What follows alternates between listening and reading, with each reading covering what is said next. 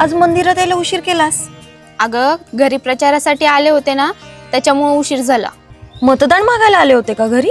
हो ना, रोज घरी येतात आणि आम्हाला मतदान करा, आम्हाला मतदान करा असंच म्हणत राहतात नुसतं.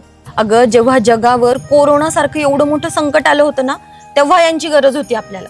तेव्हा तर कोणी आलं नाही आणि आता निवडणुका आल्या ना तर बेडकासारखे बाहेर येतात मत मागायला. हो ना, कोरोनासारख्या महाभयंकर काळामध्ये आपल्यासाठी धावून आले ते म्हणजे आपले शिवाजीदादा दांडगे.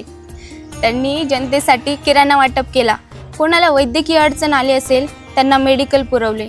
कुठलीही इंजेक्शन असतील तेही सगळ्या गोष्टी मोफत पुरवल्या.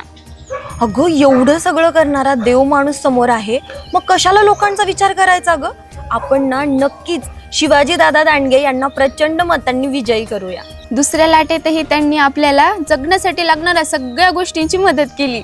अगं मग राजकारण करणाऱ्या माणसांपेक्षा ना असा समाजकारण करणारा देव माणूस कधीही परवडला बघ. तर मग सगळे मिळून एकच निर्धार करूया, यानंतरचं मतदान फक्त आणि फक्त शिवाजीदादा दांडगे यांनाच.